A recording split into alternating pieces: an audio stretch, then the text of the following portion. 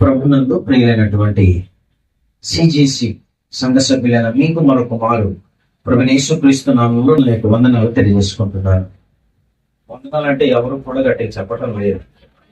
Thank you so much. అంటే ఇది నాకు కొంచెం అలవాటు అయింది, ఇది నా బలహీనత, కానీ రైట్ అని నేను అనుకుంటున్నాను. పలకరించినప్పుడు బాగున్నారా అని అడగడం, అలా మొహం అలా కింద మీరు చూసి వెళ్ళిపోతే ఏమంటారు మీరు? అంతే కదా, బాగున్నారండి అన్నప్పుడు ఏమన్నారు మీరు? నాకు బాగోలేదు లేదంటే బాగున్నాను అన్నాడు. వందనాలని చెప్పినప్పుడు విగ్రహాల మనుషుల చెప్పినప్పుడు చెప్తా ఉండాలి కదా, మరి ప్రతిస్పందన ఉండాలి. మనం ఎవరము? జీవము గల దేవుని సంఘం, అవునా కదా? రాతి పలకలం కాదు, ఇటక సిమెంట్, అవునా కదా? ఇంకా మనం జీవము గల చలించి దేవుని సంఘాలం. రైట్. నేను మనవి చేసేది ఏంటంటే, వాక్యము చెప్పబడుతున్నప్పుడు దయచేసి మీరు నాకు కొంచెం అడుగుతున్నప్పుడు సహకరిస్తూ ఉండండి. చిన్నపిల్లలు అసలు అల్లరి చేయకుండా ఉండండి, ఓకేనా? Okay, right. యెహోషువ గ్రంథం 7వ అధ్యాయం మొదటి నుంచి కొన్ని వచనాల ధ్యానాన్ని కొద్ది నిమిషాలు కలిగి ధ్యానం చేద్దాం. యెహోషువ గ్రంథం 7వ అధ్యాయం మొదటి నుంచి కొన్ని వచనాల ధ్యానాన్ని కలిగి ఉందాం. శపితమైన దాని విషయంలో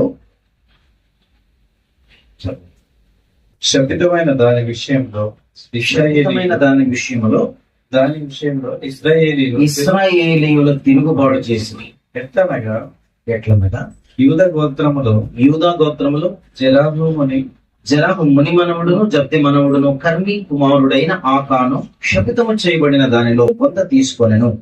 గనుక యెహోవా ఇశ్రాయేలీయుల మీద కోపించెను. యెహోషువ మీరు వెళ్లి దేశమును వేగు చూడని చెప్పి బేతేలు తూర్పు దిక్కునున్న బేతవేను దగ్గర ఉన్న హాయి అను పురమునకు ఎరికో నుండి వేగుల వారిని పంపగా వారు వెళ్లి హాయి పురమును వేగు చూచి యెహోషువ ఎదురు తిరిగి వచ్చి జనులందరినీ వెళ్ళనీయకము, 2-3 వేల మంది వెళ్ళి హాయిని పట్టుకొని వచ్చును. జనులందరూ ప్రయాసపడి అక్కడికి వెళ్ళలేనా? హాయి వారు కొద్దిగా ఉన్నారు కదా అని. కాబట్టి జనులలో ఇంచుమించు 3,000 మంది అక్కడికి వెళ్ళేది గాని వారు హాయి వారి ఎదుట నిలవలేకపోయింది. అప్పుడు హాయి వారు వారిలో 36 మనుషులను హతము చేసిరి, మరియు తమ గవని యుద్ధ నుండి షెబారీం వరకు వారిని తరిమి మొరాదుల వారిని హతము చేసిరి. కాబట్టి జనుల గుండెలు కరిగి నీరైపోయాను. యెహోషువ తన బట్టలు చింపుకొని తానును ఇశ్రాయేలు పెద్దలను సాయంకాలం వరకు యెహోవా మందసము ఎదుట నేల మీద ముఖములు మోపుకొని తమ తలల మీద ధూళి పోసుకొనెను.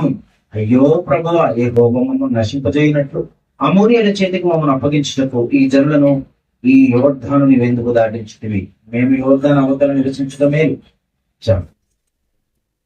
చదువుతుంటే బైబిలు ఇదక్కడ భాష, ఈ పట్టణాల పేర్లు మా మొహానికి ఇదేం అర్థం అవుతుంది అనుకుంటున్నాం మేము కదా. కానీ దేవుడు ఇందులో నాకు మనందరికీ బుద్ధి కలిగే బోధన రాయించాడు. ధర్మశాస్త్ర గ్రంథాల అనంతరం చరిత్రకు ఆరంభ పుస్తకమైనటువంటి గ్రంథమే యెహోషువ గ్రంథం. చరిత్ర పుస్తకాలు ఎన్ని అంటే 12. ఆ చరిత్ర పుస్తకాలకు ఆరంభ పుస్తకమే యెహోషువ గ్రంథం. ఇశ్రాయేలీయుల చరిత్ర ఆరంభం ఇక్కడి నుంచి కనబడుతుంది. యెహోషువ గ్రంథం నుంచి ఎస్తేరు గ్రంథం వరకు చరిత్ర పుస్తకాలు అంటారు, చరిత్ర గ్రంథాలు. ఈ చరిత్ర గ్రంథాలకు పునాది వేసింది యెహోషువ గ్రంథం. ఈ యెహోషువ గురించినటువంటి చిన్న పరిచయం చేసి నేను ఈ గ్రంథానికి మన 7వ అధ్యాయం మన ధ్యాన వాక్యానికి నేను వస్తాను. యెహోషువ ఎవరు అనంటే, ఐగుప్తీయులు బానిసలో ఉన్నప్పుడు, బానిస బతుకులో ఉన్నప్పుడు పుట్టినటువంటి ఒక వ్యక్తి, ఒక బానిసగా పుట్టినటువంటి వ్యక్తి కాదంటారా? అవునా కాదు? ఇశ్రాయేలీయులు ఐగుప్తు బానిసత్వంలో ఉన్నప్పుడు పుట్టిన వ్యక్తి కనుక ఒక బానిస. ఎవరు? యెహోషువ. మోషే కూడా ఒక బానిసే, ఇశ్రాయేలీయులు కూడా ఒక బానిస, అవును కదా? అంటే ఒక బానిస మహానాయకుడు ఎలాగవుతాడు అనే విషయాన్ని మీ దృష్టికి నేను నిగమనానికి తీసుకొని వస్తున్నాను. కనుక దయచేసి అందరూ కూడా శ్రద్ధ వహించి వినాల్సిందిగా ప్రభు పేరట మనవి చేస్తున్నాను. మన జీవితాల్లో కూడా చిన్న స్థాయి నుండి దేవుడు అంచెలంచెలుగా ఎలా ఎదిగిస్తూ వస్తాడో ఇందుకు రాయబడింది. 0 నుండి హీరో అవ్వడం ఎలాగో తెలుసా? అంటే అలాంటి వ్యక్తుల జాబితాలలో ఒక వ్యక్తి యోఫ్తాను గురించి మీకు తెలుసు. న్యాయాధిపతుల గ్రంథం, న్యాయాధిపతి, ఆయన ఒక న్యాయాధిపతి. ఆయన కూడా ఎవరో ఒక వేశ్యకు పుట్టినటువంటి వాడు, ఇంటి నుండి తరిమి వేయబడిన వాడు, సొంత అన్నదమ్ముల చేత తరిమి వేయబడ్డవాడు, కన్న తండ్రి చూస్తున్నప్పటికీ కూడా ఏం చేయలేని పరిస్థితి. ఎందుకంటే సవతి తల్లి ప్రేమ అలాగే ఉంటుంది. అది చెబితే మీరంతా ఏడుస్తారు, అది నాకు తెలుసు. కానీ నా ధ్యాన వాక్యం అది కాదు. నేను ధ్యానించేటువంటి వాక్య భాగం యెహోషువ గ్రంథం. ఈయన ఒక బానిస బ్రతుకులో నుండి దేవుని యొక్క మహోన్నతమైనటువంటి దేవుడు అనుకున్న స్థానానికి చేర్చిన మహాధీరుడు. అయితే ఈ యొక్క యెహోషువ గ్రంథంలో ఎప్పుడైతే మోషే గారు మరణిస్తారో, మోషే మరణానంతరం ఈ యొక్క గొప్ప బాధ్యతను ఎలా చేపట్టాడు అని అంటే, చూడండి, నాయకత్వపు లక్షణాలు పులికి పుచ్చుకున్నటువంటి వ్యక్తి. సత్యవాక్యాన్ని చక్కగా అర్థం చేసుకునే ప్రయత్నం అయితే నేను చేయాలి. ఎప్పటి నుంచి అంటే చిన్నప్పటి నుంచి. ఎందుకంటే బానిస బ్రతుకులో నుండి ఉన్నప్పుడు మోషే గారు ఐగుప్తులో రంగప్రవేశం చేసి దేవుడు మిమ్మల్ని అందరినీ పిలుస్తున్నాడు అని చెప్పి ఒక శబ్దాన్ని వినిపించిన తర్వాత కొంతమంది ఇష్టపడి వారితో అనగా మోషే గారితో బయటకు రావటాన్ని కళ్ళాన చూసినటువంటి వ్యక్తి. మోషే గారు ఐగుప్తి బానిసత్వంలో ఉన్నటువంటి ఆ ఇశ్రాయేలు ప్రజలను విడిపిస్తున్నప్పుడు ఇతను చిన్నవాడు, బాలుడు. అప్పటి నుంచి ఆ యొక్క వ్యవస్థనంతటిని కూడా గమనిస్తున్నటువంటి వాడు ఆకర్షించబడి మోషే గారి వెనకాల ప్రయాణం చేయడానికి ఇష్టపడ్డాడు. అయితే ఈ యెహోషువ చిన్ననాట నుండి మోషే నాయకత్వంలో ఎదిగినటువంటి వాడు. ఒక సేవకుని దగ్గర పనిచేస్తున్నటువంటి తదుపరి సేవకులు, తర్వాత కాబోయే సేవకులు ఎలాగైతే అణిగి మణిగి ఉంటారో అలాంటి వారిని దేవుడు ఎన్నుకుంటాడు. నీతిగా నిజాయితీగా ఉండేటువంటి వారిని ఎన్నుకుంటాడు. మనలో ఉన్న టాలెంట్ ని చూసి దేవుడు ఎన్నుకోడు. మనలో ఉన్న ఆశీర్వాదం అనగా సమాజం అనుకుంటున్నటువంటిది, ఆస్తి అంతస్తులను బట్టి దేవుడు ఎన్నుకోడు. దేవుని ఎన్నిక ప్రణాళిక ఎలా ఉంటుందనంటే నీతిగా నిజాయితీగా దేవుని ఎడల నమ్మకం కలిగి భక్తి కలిగిన వారై ఉంటే దేవుని ఎన్నిక మనకు అర్థమవుతుంది. ఆ ఎన్నిక క్రమంలో ఎన్నిక చేయబడినటువంటి వ్యక్తి యెహోషువ. యెహోషువ గారు మోషే మరణానంతరం మోషేకు ఒక ఆశ్రిత శిష్యుడు, అనగా మోషే గారు నమ్మినటువంటి వ్యక్తి. ఈ బాధ్యతలు ఇతనికి అప్పగిస్తే చాలా బాగుంటది, ఇతనైతే సమర్థవంతమైనటువంటి నాయకత్వాన్ని వహిస్తాడు అనే ఆలోచనతో, నమ్మకంతో పూర్తి బాధ్యతను అప్పగించబడినటువంటి వాడు. ఎందుకంటే మోషే నాయకత్వంలో వేగు చూడటానికి పంపించినప్పుడు ఆ వేగుల వారు వెళ్ళి తీసుకొచ్చే సమాచారంలో నమ్మకమైన సమాచారం ఉన్నది ఉన్నట్టుగా చెప్పినప్పుడే దేవుడు మనలను హెచ్చిస్తాడు. ఇది ఈయన జీవితంలో నుండి మనం నేర్చుకునేటువంటి విషయం.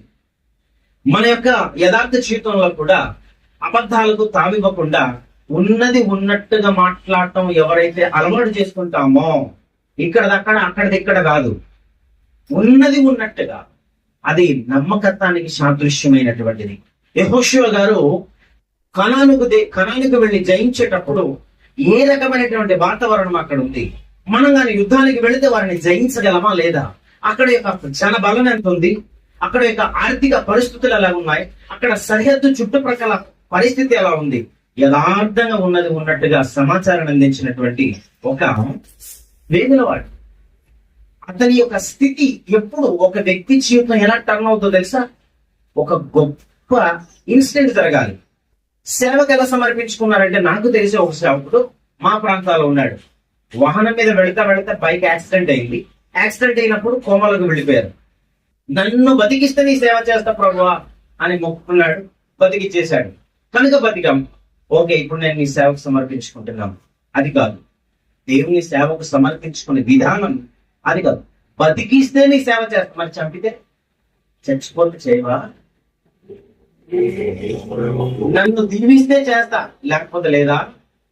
నా ఉద్యోగం, నా బిడ్డలకు ఉద్యోగం వస్తే, నా బిడ్డలకు వివాహం అయితే, నేను అనుకున్నది జరిగితే నేను పని చేస్తా. ఇదిగో ఇంత కానుగిస్తా, ఇదిగో అది చేస్తా, ఇది లేకపోతే చేయవా? లేకపోయినా చెయ్యాలి. ఎందుకంటే మనం ఎందుకు పుట్టామో తెలుసా? ఎఫెసీ పత్రికలో చెప్తాడు మనం ఎందుకు పుట్టామంటే 2:10 ముందుగా సిద్ధపరిచిన సత్క్రియలు చేయటానికి ఆయన చేసిన పని అయి ఉన్నాము అంటాడు. We are the instrument of God. మనము దేవుని పనిముట్లు, మనము దేవుని చేతి పని. దేవుడు మన కొరకు ఏదైతే పని సిద్ధపరిచాడో ఆ పని చేయటానికి మనం పుట్టాం. కనుక సిద్ధపరిచిన పని చేయడానికి పుట్టిన వారం మనం అంతా. ఇప్పుడు ఈ యెహోషువ గ్రంథంలో కూడా యెహోషువ కొరకై పని సిద్ధపరచబడింది. సిద్ధపరచబడినటువంటి పనిని చేయటానికి ఈయన పుట్టాడు. కానీ పుట్టినప్పుడు తెలియలేదు నేను ఎందుకు పుట్టాను అనే విషయం నాకు తెలియదు. ఎప్పుడైతే దేవుని ఆలోచనలో, దేవుని మనసును నేను ధ్యానిస్తూ వస్తానో అప్పుడే నాకు అర్థమవుతుంది ఈ సత్యం.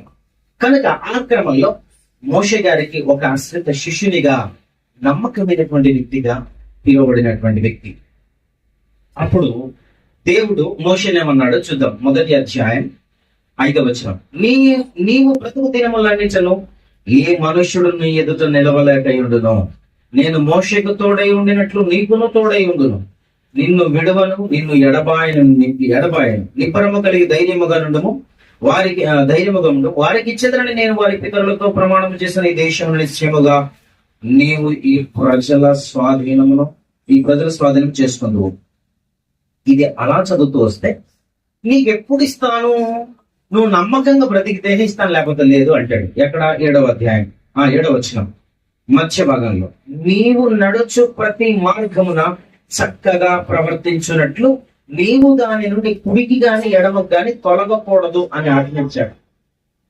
కుడికి గాని ఎడమకు గాని తొలగితే తీసేస్తా, నీకు అప్పగించా. నువ్వు తొలగిపోకూడదు. కుడి ఎడమలకు తొలగకుండా నిబ్బరం కలిగి నిలబడాలి. అప్పుడే నేను నీకు ఇస్తాను అన్నాడు. ఈ యెహోషువ గారి యొక్క జీవితంలో మలుపు తిరిగినటువంటి ఘట్టం ఏదంటే మొదటి యుద్ధం. ఆ మొదటి యుద్ధం ఏంటి అనంటే యోర్దాను దగ్గరకు వచ్చి యోర్దాను దాటాలి. తర్వాత ఎరికో గోడలను జయించాలి, ఎరికో ప్రాంతాన్ని జయించాలి. ఈ ఎరికో ప్రాంతం జయించటం అనేది యుద్ధాలన్నింటిలో కల్లా అత్యంత ప్రాముఖ్యమైన యుద్ధంగా ఈయన జీవిత ఘట్టం మలుపు తిరిగినటువంటి సంఘటన ఎరికో యుద్ధం. ఎరికో యుద్ధం అంటే ఎరికో పట్టణం గురించి మీకు తెలుసు కదా, ద గ్రేట్ వాల్ అని చెప్పి పిలుస్తాం కదా, చైనా వాళ్ళట. చుట్టూ ఏం కట్టేశారు? గోడ కట్టుకున్నారు. అది ప్రపంచంలో ఒక వింతగా చరిత్రకి ఎక్కింది. ఇది కూడా అలాంటి ఎరికో గోడ. ఆ ఎరికో గోడ సుమారుగా 20 అడుగులు ఎత్తు ఉంటదట. ఎంత మందం ఉంటది నాకు తెలియదు. చరిత్రకారులు చెప్పిన మాట చెప్తున్నాను, బైబిల్లో లేదు. చరిత్ర గ్రంథాల్లో విషయం ఉంటూ ఉండొచ్చు. 25 అడుగుల వెడల్పు ఉంటదట. ఒకేసారి 3 రథాలతో జర్నీ చేయగలిగేటంతటి విశాలమైనటువంటి గోడలట. ఏమండి, మనం ఈ పక్కన నిలబడి ఈ పిట్టగోడని 7 సార్లు చుట్టూ ప్రదక్షిణ చేస్తే పడిపోతా? మహా అయితే కొంచెం బలశాలు అయితే ఒక దెబ్బ ఇలా కొట్టి పడిపోవచ్చు. కానీ 20 అడుగుల ఎత్తు కలిగిన గోడ, 25 అడుగుల మందం, ఒకేసారి 3 రథాలతో ప్రయాణం చేయగలిగేటంతటి బలమైన పటిష్టమైనటువంటి గోడ వారి దేశం చుట్టూ నిర్మించుకున్నారు. ఎందుకు అంటే శత్రు మూకల దాడి నుండి కాపాడుకోవడానికి వారు నిర్మించుకున్నటువంటి గోడ. అది పడిపోవటం అంటే మాటలా? కత్తులు, కటారాలు, గుణపాలు, గొడ్డళ్ళు, సుత్తులు తీసుకెళ్లి పగలగొట్ల ఇశ్రాయేలీయులు. ఏం తీసుకెళ్లారో తెలుసా? ఏం తీసుకెళ్లారు? ఒక బలమైన మాట ఉంది అక్కడ, మీకు చెప్తాను నేను. వారి వెంట కాదు, వారి ముందు మందసాన్ని మోసుకొని వెళ్ళారు. ఆ రోజు మందసం అంటే దేవుని సన్నిధి అని అర్థం. ఈరోజు సహవాసం, సంఘం ఎంత బలమైనదో మీకు ఒక్క మాటలు చెప్తాను, జాగ్రత్త వినండి. ఈ ప్రపంచంలో అత్యంత శక్తివంతమైనటువంటి సహవాసం ఏదైనా ఉందా అంటే అది సంఘమేనండి. సంఘము ద్వారా చెయ్యలేని కార్యాలంటూ ఏది లేదు. సమస్తమును కూడా దేవునితో సాధ్యం. ఈ గ్రంథం నుండే, ఈ యొక్క యెహోషువ గ్రంథం అంతటికి కూడా బలమైన ఒక ఉత్కృష్టమైన నమ్మకాన్ని కలిగించే మాట ఏదంటే దేవుడు లేకుండా ఏది చెయ్యలేము అనేదే బలమైన మాట. ఈ యెహోషువ గ్రంథం అంతటికి ఇక్కడున్న 24 అధ్యాయాలలో బలమైనటువంటి ఒక సందేశాన్ని ఏదైనా ఇవ్వగలమా అంటే ఒకటే, దేవుడు లేకుండా ఒక్కడు ఏది చెయ్యలేడు అనేది. ఇది సత్యం, మీరు గమనించండి. కనుక ఈ యెహోషువ గ్రంథంలో యెరూషలేము ఎరికో గోడలు పడిపోవటం అనేది ఒక అద్భుతమైన సంఘటన. అక్కడ నుండి యెహోషువ జీవితం మలుపు తిరిగింది. యెహోషువ అంటే ఎవరో తెలియని వారు ఎవరు లేరు. చర్చికి వెళుతున్న ప్రతి వాళ్లకు తెలుసు. మోషే గారు తెలుసు కదా. మోషే తర్వాత ఎవరు నాయకత్వాన్ని అందిస్తారంటే యెహోషువ టక్కన సమాధానం చెప్తారు. అలాంటి వ్యక్తులలో ఒక వ్యక్తి. ఈ వ్యక్తిని గురించిన పరిచయం చిన్నది చెప్తాను. యెహోషువ ముందు పేరేంటో తెలుసా? యెహోషువకు ఒక పేరుంది, చూద్దాం ఒకసారి. సంఖ్యాకాండం 13వ అధ్యాయం, 16వ వచనం ఒకసారి చదివి వినిపించండి ఎవరైనా. సంఖ్యాకాండం. దేశమును సంచరించి చూచుటకు మోషే పంపిన మనుషుల పేర్లు ఇవి. ఆ పేర్లేంటి? మోషే నూను కుమారుడైన చేయకూడదు, చదివేటప్పుడు కంటిన్యూషన్ చదవాలి. మోషే నూను కుమారుడైన హోషేకు. ఏం పేరుందండి? హోషేయకు. హోషేయ అవును కదా. హోషేయకు చూడండి, నూను కుమారుడైన హోషేయకు యెహోషువ అను పేరు పెట్టెను. క్లియర్. యెహోషువ గారి పేరేంటి? ముందు పేరు హోషేయ. హోషేయ అంటే అర్థం ఏంటంటే మోక్షం అని అర్థం, రక్షణ అని అర్థం. ఓకే. తదుపరి యెహోషువగా ఎందుకు మార్చుకున్నాడంటే ఈ నాయకత్వానికి సమర్థవంతమైనటువంటి వ్యక్తి ఈయన కనుక హోషేయ కాదు, యెహోషువగా నీ పేరు మార్చేస్తున్నాను. సరే, హోషేయగా తల్లిదండ్రులు పెట్టిన పేరు హోషేయ. కానీ మోషే తనలో ఉన్నటువంటి క్వాలిటీస్ ని చూశాడు, తనలో ఉన్న సమర్థవంతమైనటువంటి లక్షణాలను చూసి నువ్వు హోషేయ కాదు, యెహోషువ. యెహోషువ అంటే అర్థం ఏమిటంటే, యెహోవా అనే మాట ఉంది చూడండి, అంటే దేవుని నామధేయాన్ని ధరించుకున్నటువంటి వాడు. కొంతమంది పేర్లు పెట్టుకునేటప్పుడు నెబూజరదాను అనే పేరు విన్నారా బైబిల్లో? నెబుకద్నెజర్ విన్నారా? నెబో అనేటువంటి దేవతా పేరు ముందు తగిలించుకొని నెబూకద్నెజరు అనే పేరు పెట్టుకున్నారు. అంటే వారి కుల దైవం, ఒక మాటలో చెప్పాలంటే వారి దైవాన్ని ముందు వారి దైవం పేరు పెట్టుకున్న తర్వాత వారి సొంత పేర్ల చేత పిలువబడతారు. ఆ రకంగా దేవుని పేరు ముందు పెట్టి పిలువబడినటువంటి వ్యక్తే యెహోషువ. ఇది అర్థమైందా? చూసారా? మనం కూడా అంతే కాదంటారా? ఒకసారి పిలవమంటారు. లేకపోతే క్రైస్తవుని, నేను ఎవరినంటే నేను క్రైస్తవుని, మీరెవరు క్రైస్తవులు, మనం ఎవరు క్రైస్తవులం. ఎవరి పేరు పెట్టుకున్నాం ముందు?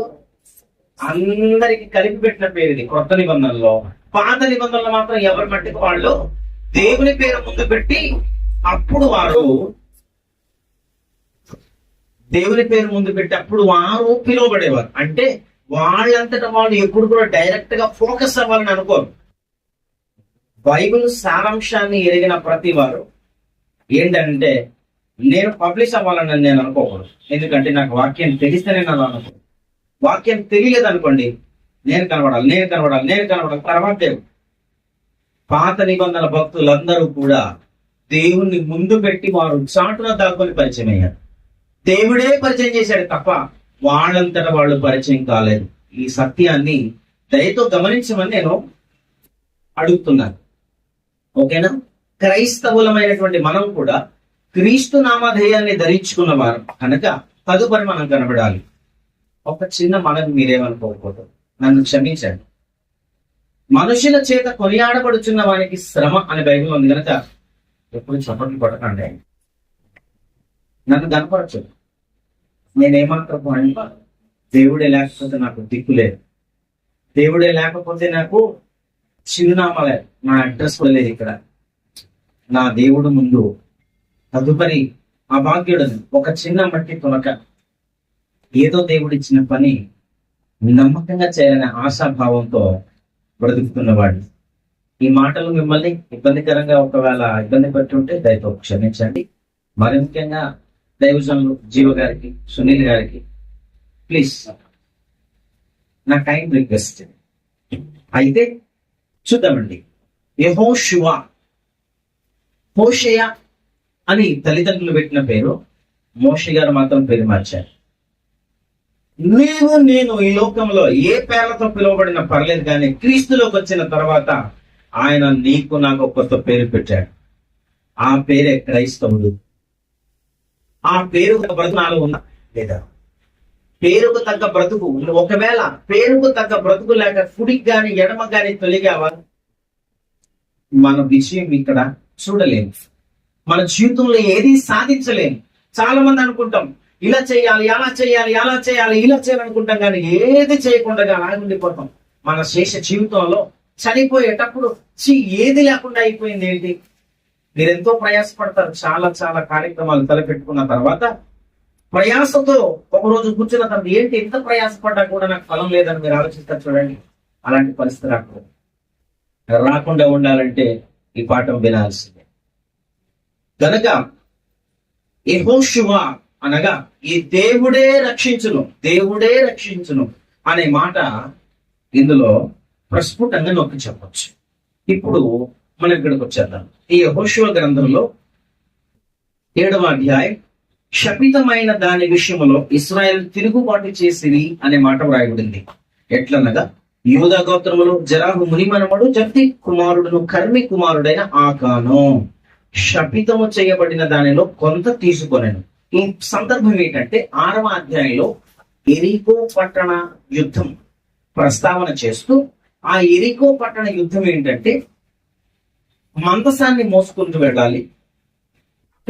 యుద్ధం చేయడం అంటే ఏంటి అని అంటే కేకలు వేయటం. కేక అంటే క్రొత్త నిబంధన పరిభాషలో అర్థం ఏంటంటే దేవుని వాక్యం, సువార్త అని మనం తీసుకోవచ్చు. శబ్దం, అలా క్రొత్త నిబంధన వ్యాకరణలో ఈ రకంగా తీసుకోవాలి. ఇక్కడ కేక అంటే దేవుని వాక్యం. ఏమంటే వాక్యం చెప్తే ఏదైనా పడిపోద్దా? ఎస్. ఇదిగో దేవుడు అంటాడు ఒక చోట బైబిల్లో ఒక మంచి మాట, మీరు ఊరుకుంటే రాళ్ళు కేకలేస్తాయి జాగ్రత్త అంటాడు కదా. అవును కదా? అంటే రాళ్ళు కూడా కేకలేస్తాయా? ఎస్, రాళ్ళు కేకలేస్తున్నాయంటే అవి కూడా వింటున్నాయి అన్నమాట. ఈ సృష్టిలో అణువున కూడా ప్రతీది వింటుంది. అంటే వినే ప్రతీది కూడా దేవుని మాటకు లోబడుతుంది. ఆ మాట ఒక్కసారి చెబితే ఎలాంటి బలమైన గోడలైనా కూడా షేక్ అయిపోవాల్సిందే, కదలాల్సిందే, పడిపోవాల్సిందే. ఎలాంటి దుర్గములైనప్పటికీ కూడా పడగొట్టవలసిన అవసరం ఉంది. అవునా కదా? కనుక ఇక్కడ జరిగింది అది. ఇప్పుడు మీకు ప్రశ్న ఏంటి అని అంటే, నేను ముగింపులోకి వెళుతున్నాను, ఎక్కువసేపు చెప్పాలని నేను అనుకోలేదు, జాగ్రత్త వినండి. 6వ అధ్యాయంలో ఎరికో గోడలు పడిపోవటం ఎలా పడిపోతుందంటే రోజుకు ఒక్కసారి వెళ్ళి తిరగాలి. ఎప్పటి నుంచి ఎప్పటి వరకు? ఆదివారం నుండి శుక్రవారం వరకు ఒకసారి తిరగాలి రోజుకి. విశ్రాంతి దినం, ఆనంద దినం ఏది? ఏ రోజు అండి? శనివారం, ఇశ్రాయేలీయులకు. ఓకేనా? కనుక ఆ విశ్రాంతి దినం నాడు మాత్రం ఎన్నిసార్లు తిరగాలి? 7వ దినమున 7 సార్లు తిరగాలి. ఒక పక్క తిరిగితే ఒక రౌండ్ 8 కిలోమీటర్లు అట సుమారు. ఒక రౌండ్ 8 కిలోమీటర్స్ అట. 7 రౌండ్స్ ఎంత? 7 రౌండ్స్ 7 ఎంత? 56. ఒక్కరోజు 56 కిలోమీటర్లు తిరగాలి. అంటే దేవుని దినాన్న, దేవుడు వారికి ఇచ్చిన దినాన్న 56 కిలోమీటర్లు తిరగాలి. అన్ని కిలోమీటర్లు ఒత్తిడే తిరగకూడదు. తిరుగుతా కేకలు వేయాలి, శబ్దం చేయాలి. ఏంటి ఆ శబ్దం ఏంటో బైబిల్లో చెప్పలేదు. అంటే దేవుని మాటనేమో బహుశా. దానికి ముందు ఏం నడిచిందో తెలుసా? యోధులు కొంతమంది మందసాన్ని మోస్తూ నడిచారు. ఆ మందసంలో ఉండవలసినటువంటి ప్రాముఖ్యమైన వస్తువులు 3 ఉంటాయి. అది ఏంటో చెప్తారా? మందసంలో ఉండవలసిన ప్రాముఖ్యమైనటువంటి వస్తువులు ఏమున్నాయి అక్కడ? 1 చిగురించిన ఆహారంలో చేతి కర్ర, ఎండిపోయిన కర్ర. సేవకుల సెలక్షన్ అవుతుందన్నమాట. ఇదిగో దేవుడు నన్ను ఎన్నుకున్నాడంటే నన్ను ఎన్నుకున్నాడు, నన్ను ఎన్నుకున్నాడంటే నన్ను ఎన్నుకున్నాడు. గొడవ జరుగుతున్నప్పుడు ఎండిపోయిన కర్ర. యూదులు వాళ్ళకు సూచన, యూదా గోత్ర అంటే గోత్రకర్తలు, గోత్రంలో మూలమైనటువంటి వ్యక్తులు, మూల పురుషులు, వాళ్ళకు గుర్తుగా ఒక కర్ర ఉంటది. ఎండిపోయిన కర్ర. ఏమండి ఎండిపోయిన కర్ర చిగిరిస్తుందా? తీసుకెళ్లి ఒక నైట్ పడేస్తే, దేవాలయంలో పడేస్తే చిగిరిస్తుందా? అసంభవం. అలాంటిది చిగిరించింది. అంటే ఎండిపోయిన ఇశ్రాయేలు సైతం గల సమర్థుడు దేవుడు అనే నమ్మకం కోసం దేవుడు ఈ సూచన ఇచ్చాడు. ఈ ఆహారం సూచిస్తుంది అంటే నాయకత్వాన్ని సూచిస్తుంది. ఓకేనా? 2 పరలోకపు మన్నా. మన్నా అంటే అర్థం ఏమిటి? నా ప్రశ్నే దానికి సమాధానం. మన్నా అంటే అర్థం ఏమిటి? ఇదేంటి? ఆ మన్నా అంటేనే ఇదేంటి అని అర్థం అటండి. ఇదేంటి అని ఏంటంటే, మీరు ఎప్పుడు కని విని ఎరుగని, ఎప్పుడు తినలేని ఆహారం మీ ముందు తీసుకొచ్చారు అనుకోండి, అప్పుడు మీరేమంటారు? ఇదేంటిది అంటారు లేదా?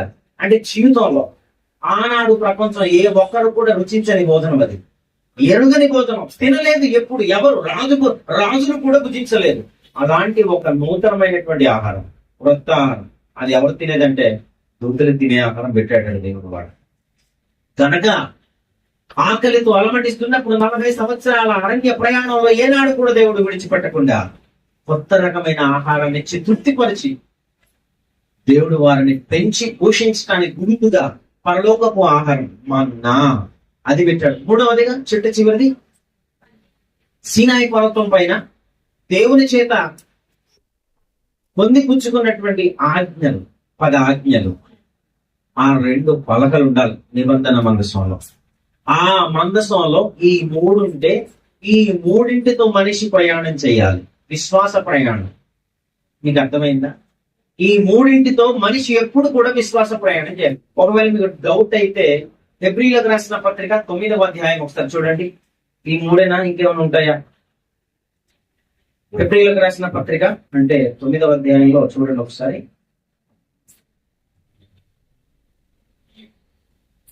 ఆ 9:4 దీని గురించి నిర్గమకాండం 16వ అధ్యాయంలో కానివచ్చు, లేదంటే నిర్గమకాండం 25, 30 అధ్యాయాల్లో, 34వ అధ్యాయంలో, సంఖ్యాకాండాలు అన్ని చోట్ల చెప్తాడు. ధర్మశాస్త్ర గ్రంథం అంతట్లో చెప్తాడు. ఆ నిబంధన మందసంలో ఉండవలసినటువంటి 3 ప్రాముఖ్యమైనటువంటి వస్తువులు అవి ఏంటి అని అంటే 4వ అధ్యాయం 9వ అధ్యాయం 4వ వచనం. హెబ్రీయులకు రాసిన పత్రిక 9:4 ఒకసారి చదవండి. అందులో సువర్ణ ధూపార్తియు అంతటను బంగారు రేకులతో తాపబడిన నిబంధన మందసములో ఉండెను. ఆ మందసములో 1 మన్నాగల బంగారు పాత్రయు, చిగిరించిన అహరోను చేతి కర్రయు, నిబంధన పలకలను ఉండెను అన్నాడు. చూసారా? అంటే ఆ నిబంధన మందసంలో ఉండవలసినటువంటి 3 వస్తువులు ఇవి చాలా ప్రాముఖ్యమైనవి. అహరోను చేతి కర్ర అంటే నాయకత్వం. 2 పరలోకపు ఆహారం, జీవాహారం. క్రొత్త నిబంధన ప్రకారంగా మన కండ్ల ముందు ఇదిగోండి, మనం ఇప్పుడు తిని త్రాగబోతున్నాం. అవునా కాదా? ఏంటది? అదేనండి యోహాను సువార్త 6వ అధ్యాయంలో అదే చెప్తాడు. ఏం చెప్తాడు అక్కడ? నన్ను తినువాడు ఎన్నటికి చనిపోడు, పరలోకం నుండి దిగి వచ్చిన జీవాహారం నేనే అంటాడు. అవునా కాదా? అవునా? అంటే మన్నా జీవాహారం. ఆ రోజు మన్నాను తిని చనిపోయినట్టు కాదు అంటాడు. నన్ను తినేవాడు ఎన్నటికి చనిపోడు అంటే జీవాహారం. 1 ఆహారం చేతి కర్ర, 2 జీవాహారం, 3 నిబంధన పలకలు. ఏంటవి? ఆజ్ఞలు, బైబిల్. ఈ 3 లేకుండా ఒక విశ్వాస ప్రయాణం చేయగలడు తన విశ్వాస జీవితంలో. ఈ 3తో యెహోషువ విజయ విహారం చేశాడు. అడుగు పెట్టిన ప్రతి దేశాన్ని అమరిగా జయించి పరమ కనానుకు చేరాడు. ఈ రోజు కంటికి కనిపించే కణాలుగా దేవుడు వాగ్దానం చేసినటువంటి పట్టణానికి వెళ్ళటానికి, పట్టణానికి చేరుకోవటానికి ఎన్నో యుద్ధాలు. యెహోషువ గారి జీవితంలో 30 యుద్ధాలు చేశాడు. మనం పరలోకపు కణాను, పరమ కణానుగా పిలువబడి పరలోకానికి ప్రయాణం చేసే విశ్వాస ప్రయాణంలో ఎన్ని యుద్ధాలు చేయాలి మీరు ఆలోచించండి ఒకసారి. అవునా కాదా? ఏలాగున యుద్ధం చేయాలి. ప్రతి యుద్ధానికి ఒక క్రమం ఉంటుంది. క్రొత్త నిబంధన ప్రకారం మనం కూడా చేయాల్సిన ప్రతి యుద్ధానికి ఒక క్రమం ఉంది, ఒక నియమం ఉంది. ఏంటి ఆ యుద్ధం? పాపంతో అనునిత్యం యుద్ధం చేయాల్సిన అవసరం ఉంది నీకు. అబద్ధంతో అనునిత్యం చేయాల్సిన యుద్ధం ఉంది నీకు. నిర్లక్ష్యంతో అనునిత్యం చేయాల్సిన యుద్ధం ఉంది నీకు. దేవుని సహవాసం అంటే మాటలు కాదండి. ఈ 3ని కలిపి దేవుని సన్నిధిగా పాత నిబంధనలో పిలువబడితే, క్రొత్త నిబంధనలో దేవుని సన్నిధి, దేవుని సహవాసం సంఘంలో మాత్రమే దొరికేది. రొట్టె ఎక్కడ పడితే అక్కడ తింటారా? బైబిల్ ఎక్కడ పడితే అక్కడ టీచింగ్ చేస్తారా? ఎక్కడ సమృద్ధి అయినటువంటి జీవాహారం దొరుకుతుంది? అవునా? నాయకత్వం ఎక్కడ పడితే అక్కడ వేస్తారా? రోడ్ల మీద, ఆ కొండల్లో గుట్టల్లో లేదు. సంఘంలో సంఘానికి నాయకుడు ఉన్నాడు. ఆ నాయకుడు ప్రభువైన యేసుక్రీస్తు. అవునా కదా? అంటే ఆ నాయకత్వ ఆధీనంలో ఒక మోషే ఆనాడు ఇశ్రాయేలుకి ఎలాగైతే నాయకత్వాన్ని వహించినప్పుడు కుడికి గాని ఎడమకు గాని తొలగకుండా నీతి యథార్థతగా దేవుని ప్రజలను చక్కగా నడిపించాడో, అదే రీతిలో దేవుడు అప్పగించినటువంటి దేవుని సంఘం, క్రీస్తు సంఘం సహవాసం, ఆ సంఘంలో ఒక నాయకత్వపు బాధ్యత క్రింద నడిపించబడాలి ఒక విశ్వాసం. దేవుని ఆజ్ఞను ధర్మశాస్త్ర గ్రంథం ఆనాడు ఇశ్రాయేలుకి అయితే, ఈ రోజున్న దేవుని ధర్మశాస్త్రం ఏదనంటే క్రొత్త నిబంధన. దైవ శాస్త్రాన్ని, క్రొత్త నిబంధన ఆజ్ఞలు కలిగినటువంటి ఈ యొక్క దైవ నియమాన్ని నువ్వు చేత పట్టుకొని నడవాలి. చివరిది మొన్న అంటే యేసు ప్రభు. యేసు లేకుండా, సంఘం లేకుండా, నాయకత్వం లేకుండా ఒక విశ్వాసి తన విశ్వాస ప్రయాణం చేయలేడు. ప్రతి వ్యక్తికి స్థానికంగా ఒక సేవకుడు కలిగి ఉండాలి. ప్రతి విశ్వాసి ఒక సేవకుని ఆధ్వర్యంలో ఉండాలి. ప్రతి విశ్వాసి సహవాసం ఆధ్వర్యంలో నడిపించబడాలి. ప్రతి విశ్వాసి దేవుని ఆజ్ఞల ప్రకారంగా బ్రతికేవాడై ఉండాలి. ఈ 3ని ధిక్కరించడమే కుడికి ఎడమకు తొలగిపోవటం. ఒకవేళ తొలగిపోతే ఓడిపోతావు. ఈ 3ని చక్కగా నువ్వు వినియోగించుకొని నడిపించబడితే నువ్వు గెలుస్తావు. గెలిచేవాడు ఎక్కడ ఉంటాడో తెలుసా? బజార్లో ఉండడు. గెలిచేవాడు దేవుని రాజ్యంలో ఉంటాడు. ఆ దేవుని రాజ్యం పేరే దేవుని చేత, ప్రభువైన యేసుక్రీస్తు చేత స్థాపించబడిన తన సంఘం. తన సంఘంలో ఉన్న వానికి విజయం ఒక బానిస అవుతుంది. ఒక బానిస ఒక అజేయుడుగా కనబడటం లేదా యెహోషువ? చెప్పండి మీరు, అవునా కాదా? ఎక్కడ ఐగుప్తి పాపపు బానిసత్వం కింద బతుకుతున్న ఒక బానిస ఎప్పుడైతే మోషే నాయకత్వం కింద బతికాడో, దేవుడు ఒక ప్రపంచానికి తెలియవలసినటువంటి ఒక అజేయ విజయుడుగా నిలబెట్టబడ్డాడు. అది మనం గమనించగలిగితే మన పరిస్థితి ఏంటి? యెహోషువ గ్రంథం 7వ అధ్యాయం ఒకసారి చూద్దాం. 7వ అధ్యాయం. శపితమైన దాని విషయంలో ఇశ్రాయేలు తిరుగుబాటు చేసిరి. ఎట్లనగా యూద గోత్రములో జెరహు మనిమనుడును జప్తి కుమారుడైన కర్మి కుమారుడుగా ఆకాను ఎరికో గోడలను, ఎరికో పట్టణాన్ని సమూలంగా నాశనం చేస్తున్నప్పుడు దేవుని ప్రజలకు దేవుని చేత హెచ్చరింపబడిన ఒక ఆజ్ఞ ఉంది. శపించబడిన దేశంలో ఇది ఇక్కడ ఆజ్ఞ. అది ఎక్కడ మనం చూడగలుగుతాము అని అంటే ద్వితీయోపదేశ కాండం 7వ అధ్యాయం 26వ వచనంలో కూడా మనకు కనబడుతుంది. మోషే చేత ఆజ్ఞాపించబడినటువంటి ఒక ఆజ్ఞ. ఏ దేశమైతే దేవుడు యుద్ధాన్ని ప్రేరేపిస్తాడో ఆ దేశంలో ఉన్నది ఏది కూడా వ్యక్తిగతంగా నువ్వు తీసుకోకూడదు. శపించబడినది దేవుడు శపించింది నువ్వు తీసుకుంటే నువ్వు శపించబడతావు. ఒకవేళ ఒక గృహములో, ఇది జాగ్రత్తగా వినండి, ముగిస్తాను. ఒక గృహంలో ఒక తండ్రి శపించబడితే భార్య పిల్లల పరిస్థితి ఏంటి?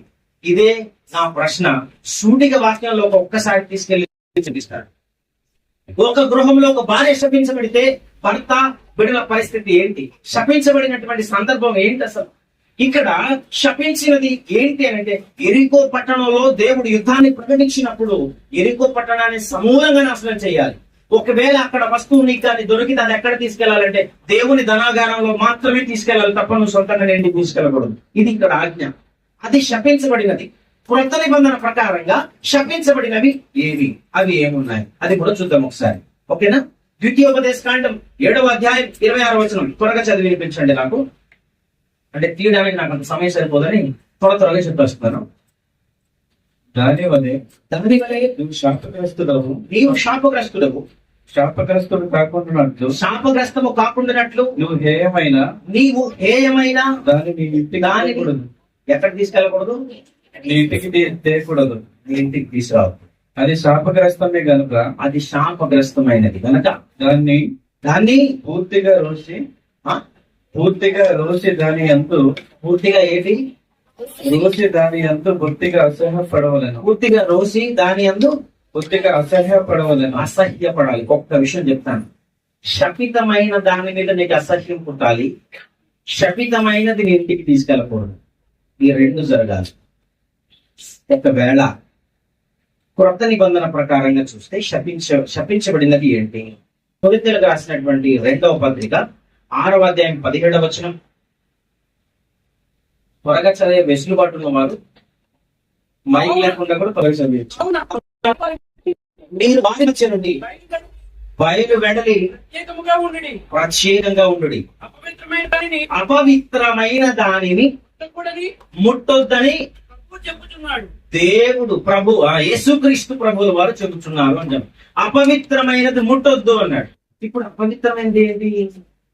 ఆ గుడిలో భోజనం చేస్తున్నారు, ప్రసాదం, అది అపవిత్రమైనదా? అక్కడ వెళ్ళి ముట్టొద్దు అన్నాడు. అది వేరే సబ్జెక్ట్, కాంట్రవర్సీ దారితీస్తుంది, వేరేది మాట్లాడుకుందాం. అపవిత్రమైనది. దేవునికి అపవిత్రమైన ఏమున్నాయి? దేవునికి అపవిత్రమైనవి ఒకసారి చూద్దాం. ఎఫెసీయులకు రాసిన పత్రిక 5వ అధ్యాయం 11వ వచనం. త్వరగా.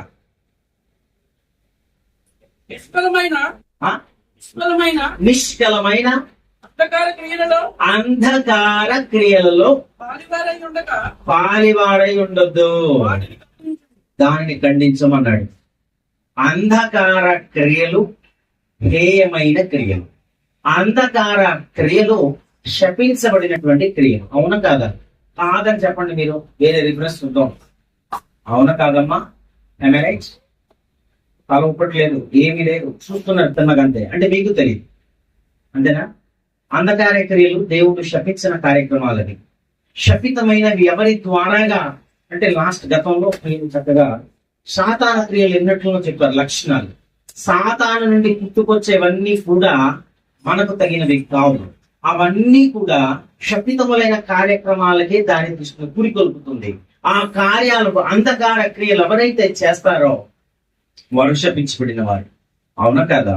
మందిరానికి వెళ్ళటం మంచిది, దేవుణ్ణి ఆరాధించడం మంచిది, సత్యవాక్యానుసారంగా బ్రతకడం మంచిది. ఎక్కడి గుడి లేదు, గుండం లేదు, ఏమి లేదు, ఇంట్లో తలుపు మూసుకొని కూర్చోవడం, పడుకోవడం మంచిదా? దేవుని నమ్మకపోవడం, చెడ్డ తిరగడం, త్రాగుడు జీవితం, పాపపు భూయిష్టమైన లోక సంబంధమైన జీవితాలు బ్రతకటం మంచిదా కదా? మంచిది కాదు. వాటిని అంధకారమైన క్రియలు. అవి ముట్టొద్దు, దాన్ని ఖండించమన్నాడు, విడిచిపెట్టమన్నాడు, వదిలేయమన్నాడు.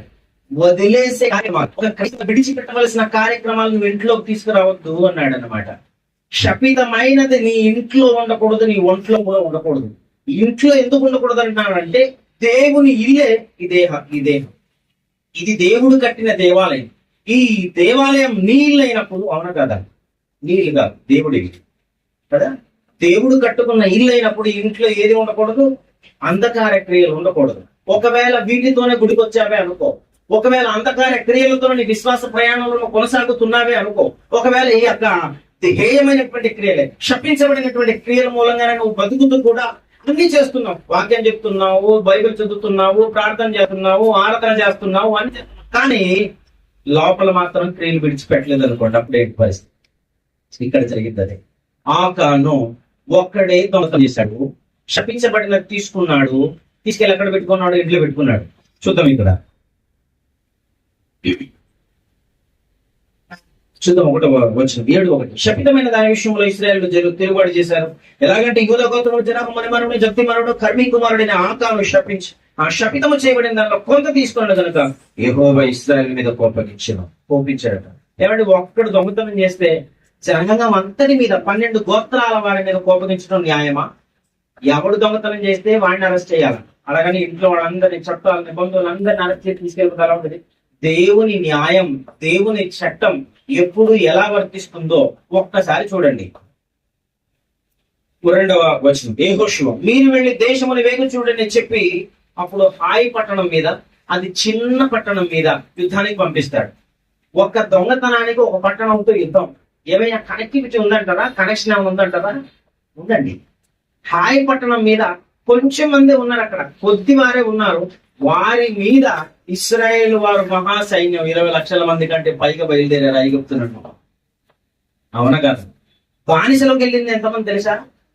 మీకు తదుపరి లెక్క తర్వాత చూద్దాం. 70 మంది ఇశ్రాయేల్ ఐగుప్తులోకి వెళ్ళి 20 లక్షల మంది కంటే పైబడి బయలుదేరారు అక్కడ. అంటే బానిస బ్రతుకులో ఆ 400 సంవత్సరాలు ఎంతమంది అయిపోయారు? బాబాయ్, చాలా మంది అయిపోయారు. అంతమంది బయటకు వచ్చిన తర్వాత అప్పుడు చెప్తాడండి, చూడండి, నీ దేశముని వేగి చూడటానికి వెళ్ళండి. ఒకసారి మీరు దొంగతనం చేస్తే డైరెక్ట్ గా నేను మిమ్మల్ని నేనే ఎంటర్ అయ్యి నేనే పనిష్మెంట్ ఇచ్చాను అనుకోండి, అది బాగోదు. ఏం చేయాలంటే దేవుని పద్ధతి. ఒక చిన్న దేశాన్ని ప్రేరేపించాడండి ఇశ్రాయేలు మీదకి యుద్ధాన్ని. ఆ దేశం పేరే హాయి. మీరు నడిచి వెళ్తున్న మార్గంలో చిన్న పాము కనిపించినా కూడా పెద్ద కర్రతో కొట్టాలంటారు. మా ఊళ్ళో నేను చూశాను. చిన్న పామునైనా పెద్ద కర్రతో కొట్టాలి అంటారా? ఈ సామెత తెలుసు కదండి. ఒకసారి నాకు తెలియదు, బహుశా సహోదరులకు తెలిసి ఉండొచ్చు. ఒక ఫ్లైట్ లో సుమారు ఒక 350 మంది బయలుదేరినప్పుడు దగ్గరపై చక్కగా ఎగిరింది. 10 నిమిషాల్లో బ్లాస్ట్ అయిందట. ఏంటంటే అక్కడ పెన్ ఉంది కదండి, పెన్ చుక్కు ఉందా, ఆ పాయింట్ అంత హోల్ ఉందట. అంతే, ఒక చిన్న హోల్ 350 మందిని చంపేస్తుందా?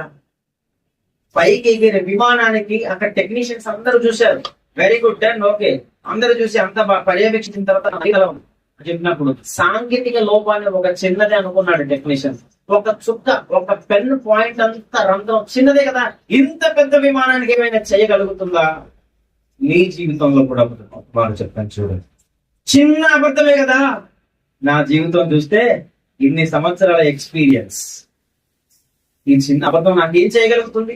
ఈ చిన్న నిర్లక్ష్యమే కదా. ఇవాళ ఒక్కరోజే కదా ఏమైంది తప్ప, ప్రతి ఆదివారం ఎవడలు తడుకోవాలా? అంతే కదా, ఈ ఒక్క ఆదివారం కదా. ఎంతమందిలో లేదు ఈ నిర్లక్ష్యం? ఈసారికి నేను రానండి, మీరు వెళ్ళండి. అవును, ఈసారి స్వార్థకి వెళ్ళేటప్పుడు అంటారు కదా, ప్రతి వారు ఉపయోగించేటువంటి అద్భుతమైన చిట్కాలు. అవునా కదా? వంటింటి చిట్కాల్లా దేవుని ఇంట్లో సాకులనే చిట్కాలు ఉపయోగిస్తున్నాను చెప్పి ఇట్టే తప్పించేసుకుందాం అనుకుంటాం, కానీ ఇట్టే తప్పించుకుందాం అనుకున్నావు నువ్వు, కానీ ఒక చిన్న నిర్లక్ష్యం, ఒక చిన్న అసహనం, ఒక చిన్న తప్పిదం ఎంత పెద్ద ప్రమాదానికి దారి తీస్తుందో తెలుసా? చిన్న తప్పు ఒక పెద్ద ముప్పుకు కారణం అవుతుంది. అప్పుడు ఏదో కర్నూలులో ఎక్కడోనండి ఆ పైప్ లైన్స్, గ్యాస్ ఏదో ఆయిల్ పైప్ లైన్స్ ఏదో బరస్ట్ అయింది. ఎక్కడది? సంభవం కర్నూలు. లాస్ట్ ఒక 2 years back, 4-5 crore Amalapuram, right. ఒక చిన్న తప్పిదనా, పర్లేదు చిన్న గ్యాసే కదా అనుకున్నారు. ప్రాంతం ఏమైపోయింది? ఆ పల్లెటూరు అంతా కూడా శ్మశాన వాటిక అయిపోయింది. అవును కదా? ఇక్కడ కూడా హెచ్చరికలు వస్తుంటే అప్పుడు స్ట్రీట్ లైట్ పక్కనే ఉంది కదా, అక్కడక్కడ ఏదైనా చిన్న బ్లాస్ట్ అవుతుంటే బాబోయ్ ప్రాణం గుప్పెట్లో పట్టుకోవాలని బతకాల్సినటువంటి పరిస్థితి ఈ సిటీ.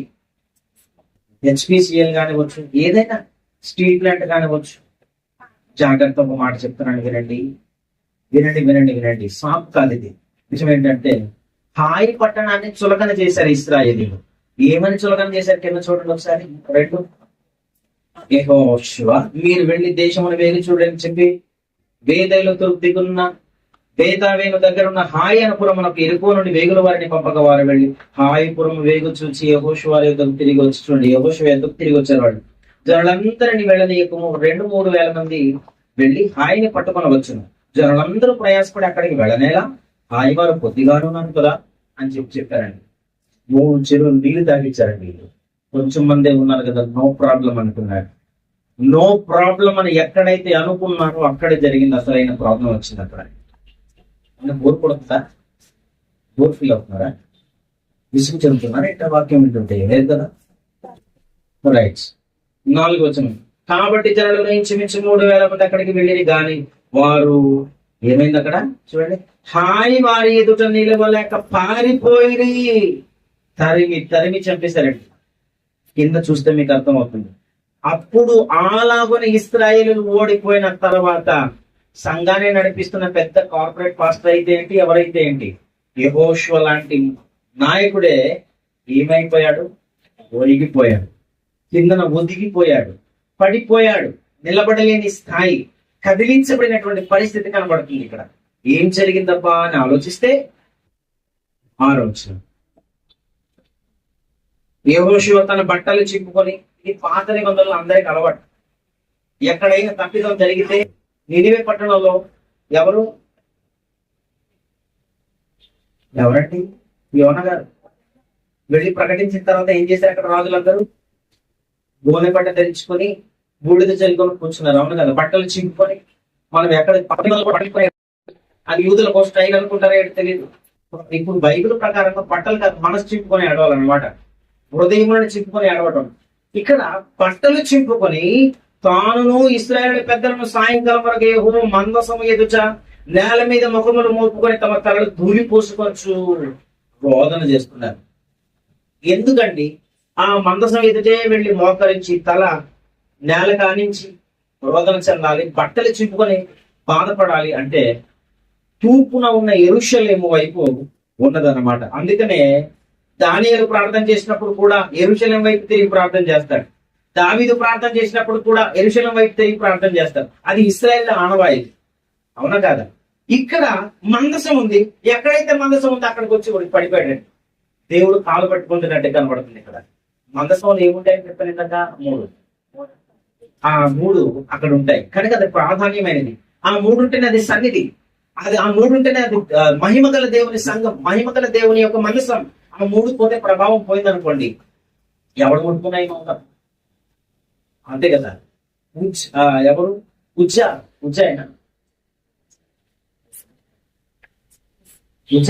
దావీదు మందసాన్ని సంతోషభరితంగా యెరూషలేము పురానికి తీసుకువెళ్ళి వెళదామని వచ్చినప్పుడు ఎప్పుడైతే ఉజ్జా ముట్టుకుంటాడో వెంటనే కుష్ఠరోగంతో పడి చచ్చిపోతారు. అప్పుడే మందసం ముట్టుకుంటే అంత ప్రభావవంతమైనది. మీరు చూడండి, బయట అన్నిలు కూడా ఎవరు పట్టాలి వచ్చి మందిరాన్ని పడుకుని చేయడం అంటే మాట కదండి, చాలా సంశిస్తారంట, అవును కదా. మందిరాన్ని ముట్టుకుని చూడటమే అసలు జీవం గల దేవుని సంఘం అంటే మనలో ఉన్న ముద్ద దేవుడు. ఎవడైనా దేవుని ఆలయంలో పాడు చేసిన దేవుడు అని అంటే సత్యం ఎరిగిన వాడు ఇంకొకటి. ఒక క్రైస్తవం దూషించకూడదండి, క్రైస్తవుని కొట్టకూడదు, తిట్టకూడదు, అవునా కదా. ఎందుకంటే జీవం గల దేవుని సంఘం. బాబాయ్ తన్నేమని అనిస్తే నాకేమైపోద్దా అనే భయంతో ఎప్పుడు బతకాలి, అవునా కదా.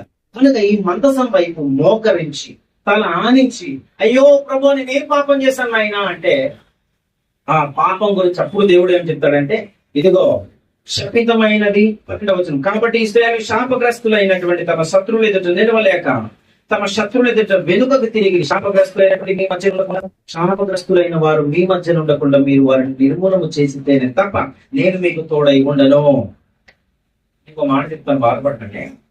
శాపగ్రస్తమైనది మన ఇంట్లో, మన ఒంట్లో, దేవుని సంఘంలో ఎక్కడున్నా కూడా కలుపు మొక్కని తీసేయమంటుంటారు కదా. చూడండి, మన జీవితంలో కూడా ఒకవేళ కలుషితమైనది ఏమైనా ఉందా, దిగు చేసేయాలి. ఒకవేళ తీయకుండగా దేవుని హెచ్చరికను కూడా మనం పక్కన పెడుతూ, దేవుని మాటలు వింటూ కూడా భయం లేకుండా బ్రతుకుతూ అలాగే మనకు అలవాటైపోయింది అనుకోండి, ఒక రోజు పరిణామం ఎలా ఉంటుందో తెలుసా? నిన్ను బట్టి నీ కుటుంబాన్ని కూడా దేవుడు భయంకరమైన శిక్షకు నడిపిస్తాడు. అదే జరిగింది ఇక్కడ. ఏం జరిగింది? గోత్రాల వారిగా పట్టుకున్నాడండి. పోలీస్ ఇన్వెస్టిగేషన్ చేస్తున్నప్పుడు చుట్టుప్రక్కల అన్నదమ్ములు ఫోన్ కాల్, ఎవరెవరికి ఫోన్ చేసి ఎవరెవరికి ఏ సమయంలో వాడందరిని ఎలా ఇన్వెస్టిగేట్ చేస్తారో అలాగే ఇన్వెస్టిగేషన్ చేశాడు యెహోషువ నాయకుడు అంటే మామూలు వాడు కాదండి. మీరు ఒకసారి గ్రహించండి, యెహోషువ జ్ఞానవంతుడు, యెహోషువ ఒక అద్భుతమైనటువంటి తెలివైన దేవుని జ్ఞానం కలిగినటువంటి నాయకుడు. కనుక తన ఇన్వెస్టిగేషన్ లో ఆకారం దొరికిపోయాడు. గోత్రాల వారికి ఒక్కొక్కరిని పట్టుకుని, ఆ గోత్రాలను 3 పురుషులు ఒక్కొక్కరిని పట్టుకుని వెంటనే తప్పును ఇట్టే పట్టేశాడు. అంత టెక్నాలజీ ఉంది, అవును కదా. ఎలా నేరస్తుని ఎలా పట్టుకోవాలి, ఇప్పుడు అంతకంటే మించి ఇంకా ఎక్కువగా ఉంది. నేరస్తుడు పట్టబడిన తర్వాత ఆ నేరానికి మూల్యం ఏం చెల్లించబడంటే, చూడండి ఒకసారి 24వ వచనం. తర్వాత యెహోషువయు ఇశ్రాయేలు అందరూ జెరహు కుమారుడైన ఆకానును, ఆ వెండిని, పై వస్త్రులను, బంగారు కమ్మిని, ఆకాను కుమారులను, కుమార్తెలను, ఎద్దులను, గాడిదలను, మందను, డేరాను, వానికి కలిగిన సమస్తమును పట్టుకొని ఆకూరు లోయలోనికి తీసుకుని వచ్చింది. అప్పుడు యెహోషువ, నీవేళ మమ్మను బాధపరిచితివి, నేడు యెహోవా నిన్ను బాధపరచుననగా ఇశ్రాయేలు అందరూ వారిని రాళ్లతో చావుగొట్టింది. వారిని రాళ్లతో కొట్టిన తర్వాత అగ్ని చేత కాల్చి వారి మీద రాళ్లను పెద్ద కుప్పగా చేసింది. అది ఇప్పటి వరకు కూడా ఉంది అని చెప్పి బైబిల్ చెప్తుంది. ఒక ఆకాను చేసిన నేరానికి భార్య, పిల్లలు, కుటుంబ సభ్యులు, తనకు కలిగిన పశు సంపద అన్నింటినీ కూడా కోల్పోయాడా, చివరికి తనకు చనిపోయాడు.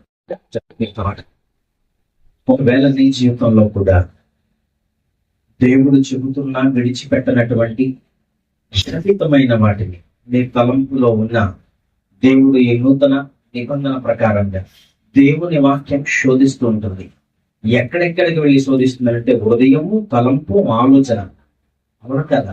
హృదయాంతరాంగంలోకి వెళ్ళి శోధిస్తూ తప్పును పట్టుకొని నిన్ను దేవుని సన్నిధి ముందు ఒక నేరస్తునిగా ప్రజెంట్ చేస్తుంది. ఒక నేరస్తుడు నువ్వు నేరస్తురాలివి, ఎందుకు ప్రభు వల్ల ముట్టుకుంటున్నావు? నీ మనస్సాక్షిని గద్దించిన రోజు ఏది లేదా? ఆలోచించండి ఒకసారి. గద్దిస్తా ఉండదు. ప్రభు, నేను ఏం తప్పు చేశాను, నన్ను క్షమించు, నేను మారుతాను. తీర్మానం తీసుకున్న తర్వాత ప్రభు వల్లలోనికి రావాలి. ఈరోజు యాక్చువల్ గా నిన్ను అనుకున్నాను, నేను తెలవరేటప్పటికి ఏంటంటే ప్రభు వల్లకు యోగ్యత ఏంటి అని చెప్దాం అనుకున్నాను నేను. కానీ నా సిచ్యువేషన్ ని మార్చుకున్నాను నేను. ఎందుకు అని అంటే ప్రభు వల్ల ఎలా తీసుకోవాలి, ఎప్పుడు తీసుకోవాలి, ఎవరు తీసుకోవాలి అనే విషయాలు చెప్తామని నేను అనుకున్నాను. కానీ నాకు ఎందుకో ఇక్కడికి వచ్చిన తర్వాత నా ఆలోచన ఎంత మారిపోయింది. అందుకని నేను ఆలోచన మార్చుకునే ఈ విషయాలు చెప్పాల్సి వస్తుంది. ఏంటి అని అంటే, దీని మూలంగా నేను తెలుసుకున్నది, నీ జీవితంలో ఎదురుపడే ప్రతి ఆంతరంగిక యుద్ధాన్నైనా ఆ యుద్ధాన్ని గెలవటంలో ఒక నీతి సూత్రం ఏంటంటే, దేవుని సన్నిధిని విడిచిపెట్టకుండా, దేవుని సహవాసాన్ని విడిచిపెట్టకుండా, దేవుని వాక్యాన్ని విడిచిపెట్టకుండా, నాయకత్వాన్ని నువ్వు త్రోసిపుచ్చుకొనకుండా నడిపించబడితే నీ జీవితంలో నువ్వు ఒక అచేయురాలివి. కనుక దేవుని కార్యాలతోనే సాధ్యమవుతుంది. దీన్ని బట్టి తెలుసుకుంది, మోషే వల్ల కాలేదు అది, యెహోషువ వల్ల కూడా కాలేదు అది. ఎవరి వల్ల అయిందంటే, యెహోషువ లాంటి సమర్థవంతమైన నాయకుడు ఉన్నప్పటికీ కూడా అది దేవుని వల్ల మాత్రమే జరిగిన కార్యము అని గ్రహించగలగాలి.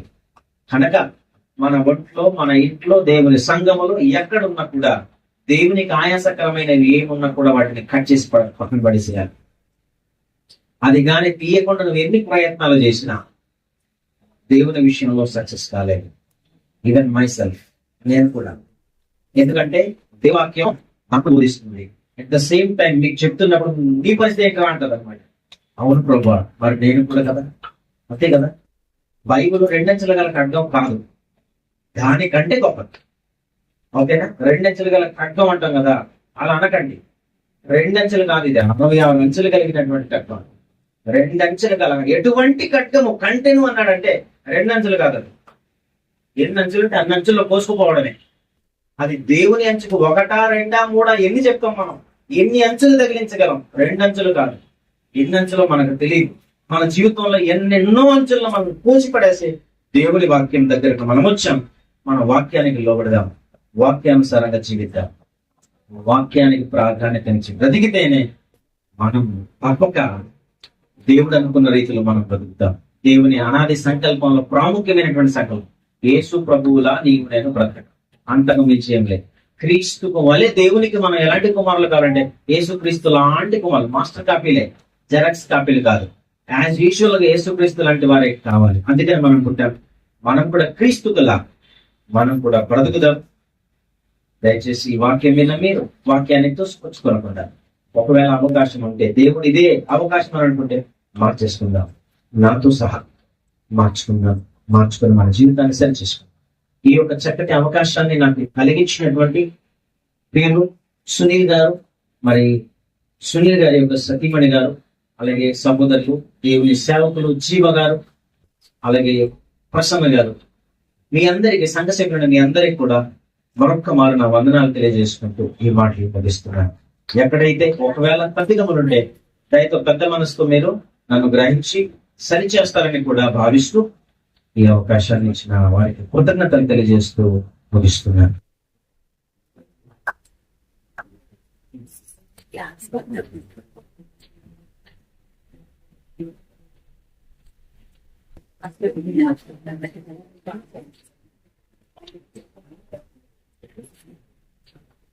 Hey,